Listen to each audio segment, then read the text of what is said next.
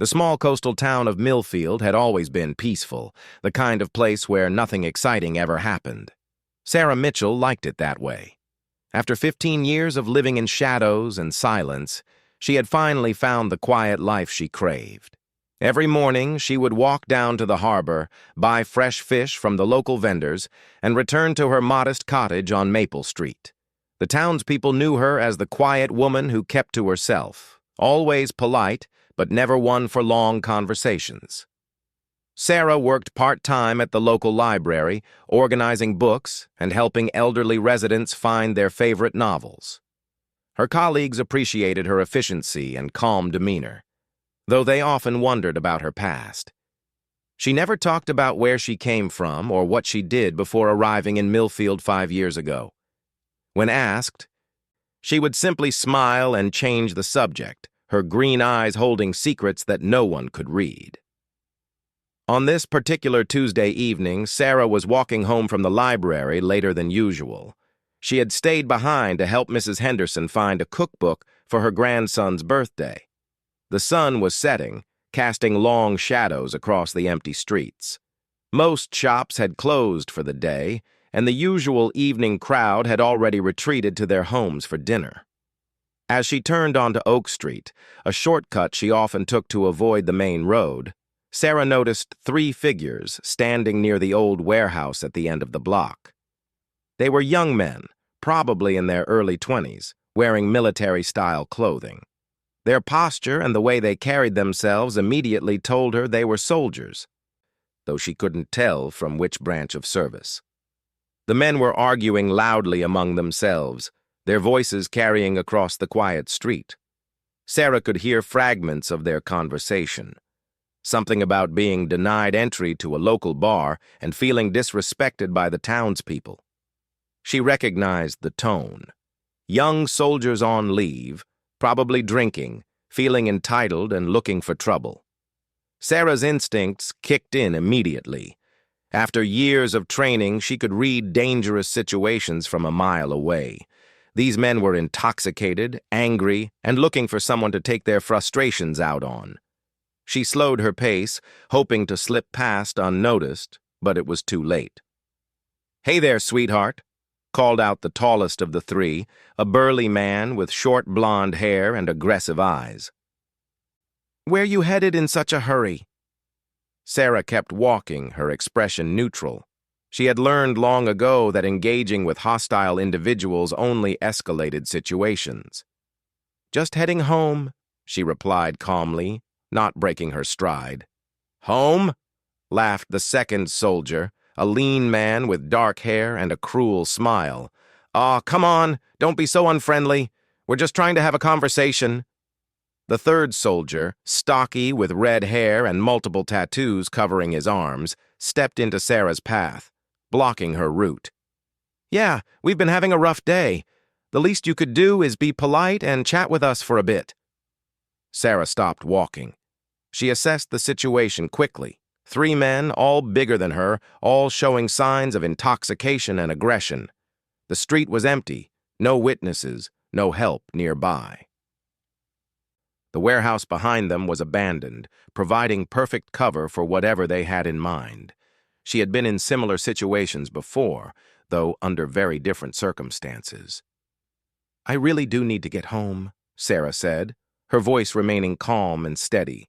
"My family will be worried if I'm late." The blonde soldier laughed harshly. "Family? You don't look like the family type to me. You look like you could use some company." He took a step closer, invading her personal space. Sarah could smell the alcohol on his breath, mixed with cheap cologne and cigarettes. "Come on, just hang out with us for a while," the dark-haired soldier said, moving to Sarah's left side.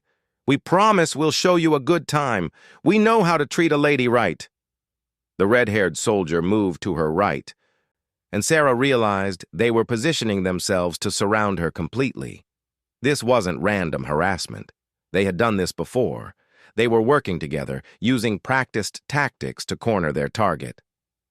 "I'm not interested," Sarah said firmly, taking a small step backward. "Please, let me pass." "Not interested?" The blonde soldier's voice turned ugly. "That's not very patriotic of you, sweetheart. We serve our country, risk our lives for people like you, and this is the thanks we get." "We're not asking for much," the dark-haired soldier added, his tone becoming more threatening. "Just a little appreciation for our service, a little gratitude." Sarah's mind was racing through her options. She could try to run, but they would catch her easily in the narrow alley. She could scream, but the nearest houses were blocks away, and no one would hear her in time. She could try to talk her way out, but she recognized the look in their eyes. They had already made their decision about what was going to happen. "Look," Sarah said, trying one last time to de-escalate. "I appreciate your service, I really do, but I just want to go home to my family." The red-haired soldier grabbed her arm roughly. "Stop lying about your family. We've been watching you around town. You live alone, you work at that boring library, and you never talk to anyone. You're just a lonely woman who thinks she's too good for soldiers like us." Sarah felt the familiar sensation she hadn't experienced in years, her training taking over. Her breathing slowed, her heart rate steadied, and her mind shifted into tactical mode. She assessed each man's position, their probable strengths and weaknesses, the environment around them, and the fastest routes to disable all three. "You're going to come with us into that warehouse," the blonde soldier said, gripping her other arm.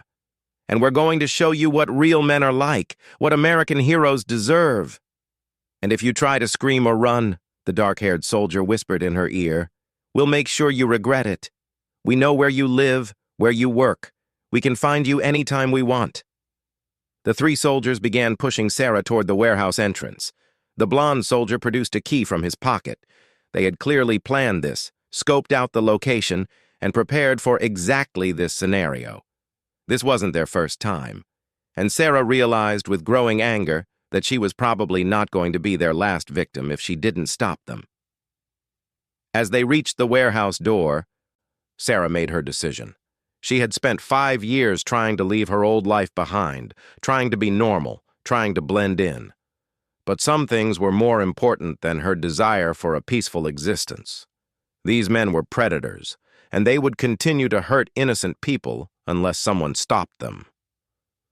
The blonde soldier fumbled with the warehouse lock while his companions held Sarah's arms.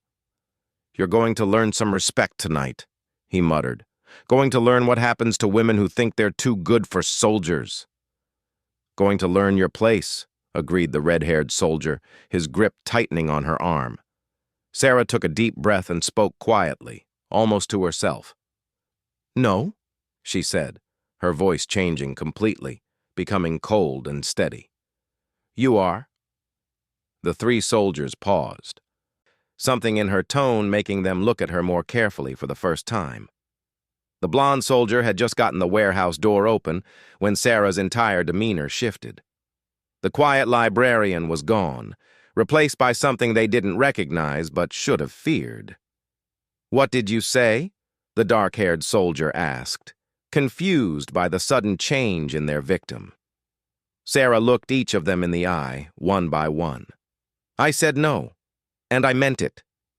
For the first time since the confrontation began, the three soldiers felt a flicker of uncertainty. Something was different about this woman, something they couldn't quite identify. But they had come too far to back down now, and their alcohol-fueled confidence overrode their instincts. "Too late for that now, sweetheart," the blonde soldier said, pushing the warehouse door fully open. "Time to show you what real power looks like." They began to force Sarah through the doorway, and she let them, knowing that once they were inside the isolated building, she could do what needed to be done without witnesses, without complications, without having to explain to local police why 3 soldiers were lying unconscious in the street. As the warehouse door closed behind them, Sarah Mitchell began to remember exactly who she used to be. The warehouse was dark and dusty, filled with old shipping containers and abandoned machinery. Weak moonlight filtered through broken windows high above, casting eerie shadows across the concrete floor. The air smelled of rust and decay, and their footsteps echoed in the vast, empty space. The three soldiers pushed Sarah deeper into the building, their confidence growing in the isolated environment. They thought they had complete control of the situation. They had no idea that they had just made the biggest mistake of their lives. "Much better," the blonde soldier said, his voice echoing off the warehouse walls. "No one can hear you scream in here, sweetheart. No one's coming to save you." "Time to show you some respect for the uniform," added the red-haired soldier, starting to remove his jacket. Sarah stood perfectly still in the center of the space, her breathing calm and controlled. She was running calculations in her mind, distance between opponents, available weapons, exit routes, potential collateral damage. After 5 years of civilian life, the tactical thinking felt foreign, yet familiar, like speaking a language she had tried to forget. The dark-haired soldier circled around behind her while his companions blocked her path to the door. "You know what your problem is?" he said. "You think you're better than everyone else? Think you can just ignore soldiers who've served their country?" "We've been deployed 3 times," the blonde soldier continued, pulling off his shirt to reveal numerous military tattoos. "Afghanistan, Iraq, Syria. We've seen things you can't even imagine. We've killed people to protect your freedom." Sarah finally spoke, her voice eerily calm. "How many?" "What?" the red-haired soldier asked, confused. "How many people have you killed?" Sarah repeated, turning slowly to face each of them. The soldiers exchanged glances. "Why does that matter?" the blonde soldier demanded. "Because I'm trying to figure out if you're actually warriors or just bullies wearing uniforms," Sarah replied. "Real soldiers don't threaten innocent civilians. Real soldiers protect people who can't protect themselves." The dark-haired soldier laughed harshly. "Listen to this. She's going to lecture us about being soldiers. What would you know about it, library lady?" "You want to know what I know about it?" Sarah asked quietly. "I know that real soldiers follow a code of honor. I know they respect the mission and their fellow service members. I know they understand that strength is meant to protect the weak, not prey on them."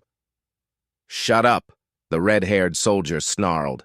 "We didn't bring you here for a lecture." "No," Sarah agreed. "You brought me here because you're cowards.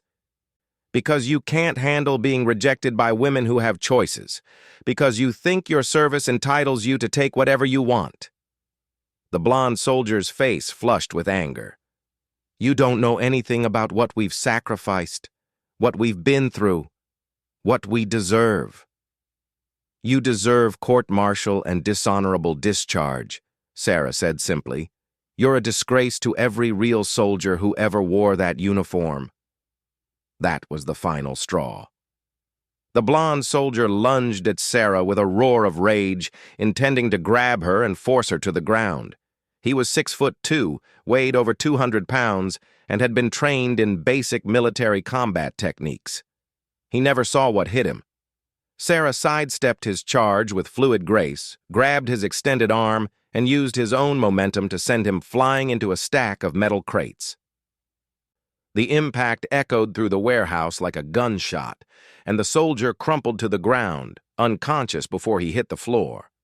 The red-haired soldier stared in shock for exactly 1 second before charging himself. Sarah was ready. She ducked under his wild swing, drove her knee into his solar plexus with surgical precision, then grabbed his head and brought it down to meet her rising knee. He dropped like a stone, blood streaming from his broken nose. The dark-haired soldier, realizing he was alone and outmatched, pulled out a knife. "Stay back," he screamed. "I'll cut you. I'll kill you." Sarah looked at the blade in his shaking hand and almost smiled. "You know what the difference is between you and me?" she asked, taking a step forward. "Stay away from me," he yelled, waving the knife frantically. "The difference is that I actually am what you're pretending to be," Sarah continued, taking another step. "I actually have killed people. I actually have served my country. And I actually know how to use that knife better than you do." She moved forward with lightning speed. The soldier slashed wildly with the knife, but Sarah caught his wrist, twisted sharply, and the blade clattered across the concrete floor. A quick palm strike to his throat, and a precisely placed blow to his temple, and he joined his companions on the warehouse floor. The entire confrontation had lasted less than 45 seconds. Sarah stood in the sudden silence, looking down at the three unconscious soldiers. Her breathing was still calm and controlled, her heart rate barely elevated. The muscle memory of 15 years of elite military training had taken over, as if she had never stopped. She walked to the warehouse windows and used the moonlight to examine the three men. They were all alive, all breathing normally. The blonde soldier had a concussion and some bruised ribs. The red-haired soldier had a broken nose and would wake up with a massive headache. The dark-haired soldier would have trouble speaking for a few days, but would recover completely. Sarah had controlled the violence perfectly, using exactly the amount of force necessary to neutralize the threat without causing permanent damage. It was a skill she had learned in the most elite military unit in the world, a skill she had hoped never to use again. She found the red-haired soldier's phone in his jacket pocket and used it to call 911. When the dispatcher answered, Sarah gave the warehouse address and said simply, "3 men here need medical attention. They've been drinking and got into a fight with each other. Send police and ambulances." While she waited for the authorities to arrive, Sarah searched through the soldiers' belongings. She found their military identification cards and memorized their names, units, and service records. She also found zip-tie restraints, duct tape, and a digital camera in the blonde soldier's bag. This confirmed what she had already suspected. They were serial predators who had been planning and documenting their assaults. Sarah used the soldiers' own zip ties to secure their hands behind their backs, making it look like they had restrained each other during their alleged fight. She arranged their unconscious bodies and the scene to support the story she had given the 911 dispatcher. 20 minutes later, she heard sirens approaching. Sarah moved to a position where she could observe the warehouse entrance without being seen. She watched as police officers and paramedics entered the building and found the 3 soldiers. "Looks like they really went at each other," she heard one officer say. "Must have been some disagreement." "Check this out," another officer called, having discovered the restraints and camera. "Looks like these boys were up to something more than just drinking." As the investigation continued, Sarah slipped away through a back exit she had spotted during the confrontation. She made her way home through side streets and alleyways, avoiding the main roads where police cars were now patrolling. Back in her cottage, Sarah sat at her kitchen table and stared at her hands. They weren't shaking. They should have been shaking. Any normal person who had just been through what she experienced would be traumatized, frightened, calling family members for support. But Sarah Mitchell wasn't normal. She never had been.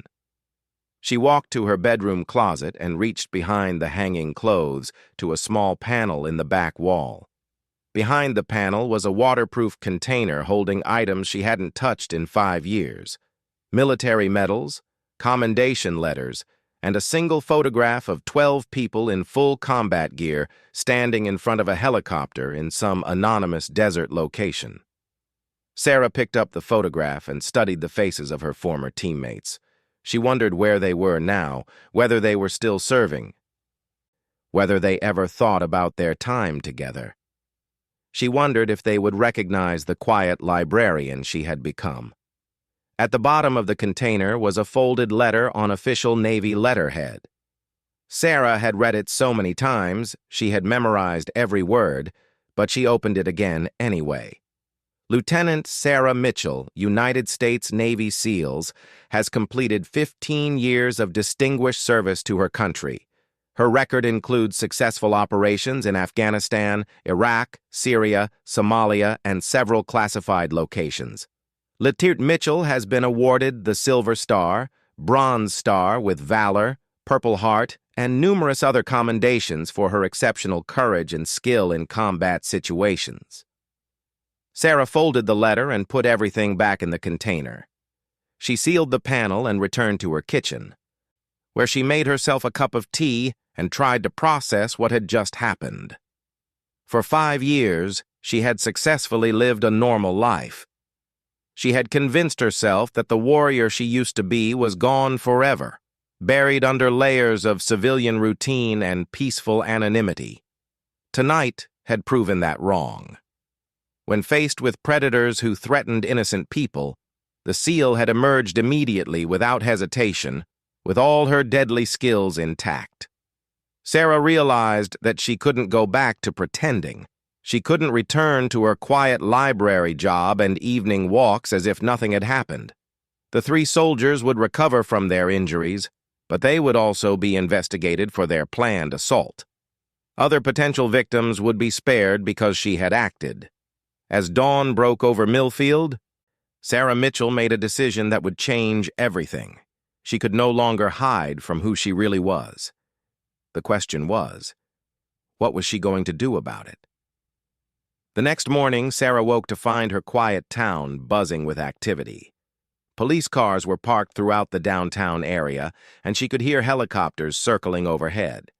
When she turned on the local news, she discovered that the investigation into the warehouse incident had uncovered far more than anyone expected. The 3 soldiers' camera contained evidence of multiple assaults across several states. Their phone records showed a network of accomplices and victims. What had started as a simple assault case had exploded into a major federal investigation involving military police, FBI agents, and victim advocacy groups from across the country. Sarah watched the news coverage while getting ready for work, noting that the reporter described the incident as 3 soldiers apparently fighting among themselves after a night of heavy drinking. The official story was holding, but Sarah knew it wouldn't be long before someone started asking more detailed questions. At the library, Sarah tried to maintain her normal routine, but everything felt different. Mrs. Henderson came in looking for another cookbook and spent 20 minutes talking about the excitement in town. "Can you believe such terrible men were right here in Millfield?" she asked. "Thank goodness they fought each other instead of hurting some innocent person." Sarah nodded politely and helped find the cookbook, but her mind was elsewhere. She kept thinking about the other victims whose evidence had been found. Women who hadn't been trained to defend themselves, women who had suffered because no one had been there to stop these predators. Around noon, Sarah noticed 2 men in dark suits entering the library. They moved with the bearing of federal agents, their eyes scanning the room professionally before focusing on the circulation desk where she worked. Sarah's instincts immediately went on alert. "Excuse me," the taller agent said, approaching her desk. "We're investigating last night's incident at the warehouse. We're talking to everyone who might have been in the area. Did you notice anything unusual yesterday evening?" Sarah looked up calmly from the book she was cataloging. "I heard sirens and saw police cars, but I was home by then." "What happened exactly?" 3 soldiers were found unconscious, with evidence suggesting they had been planning to assault someone, the second agent explained. "We're trying to piece together the timeline of events." "That's terrible," Sarah replied with appropriate concern. "I hope they catch whoever they were planning to hurt." The agents exchanged glances. "The thing is," the taller one continued, "the injuries these men sustained don't quite match their story about fighting each other. The damage was too precise, too professional. It looks more like they encountered someone with extensive combat training." Sarah felt a familiar coldness settle over her, the same emotional distance that had kept her alive through countless dangerous missions. "I wouldn't know anything about that kind of thing," she said quietly. "Of course not," the second agent agreed.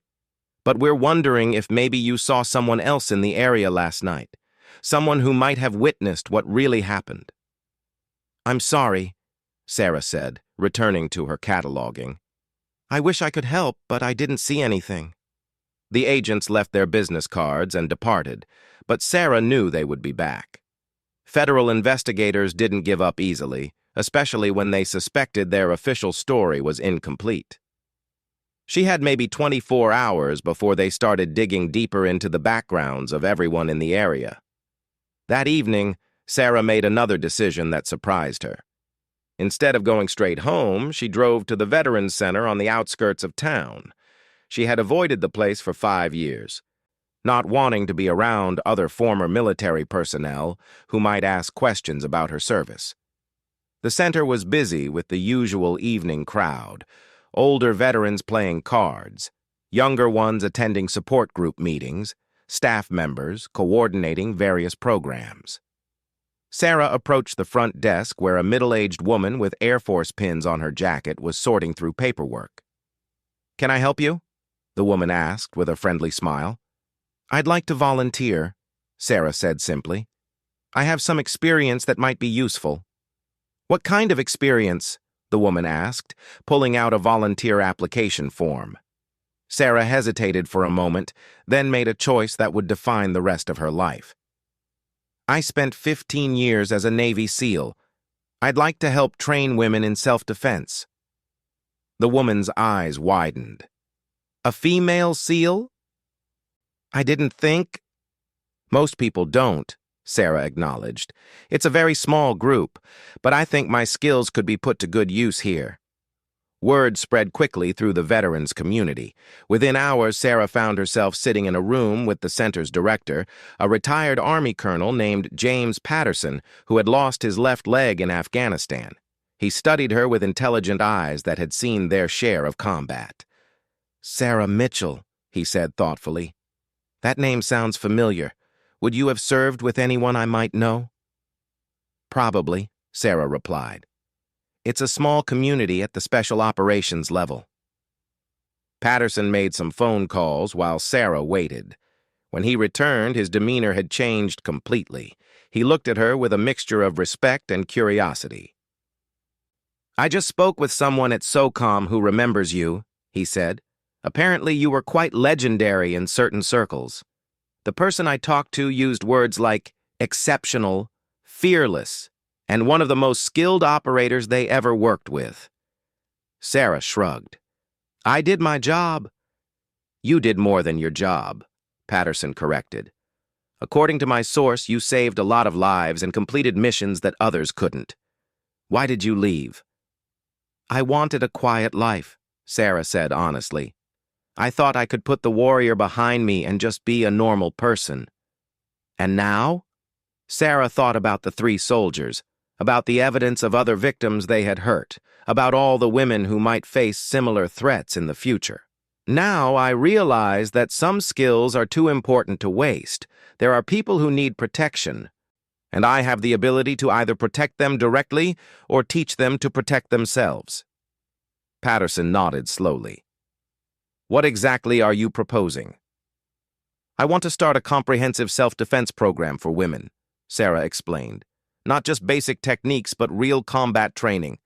I want to teach them to fight back effectively against attackers who are bigger and stronger." "That's a significant commitment," Patterson warned.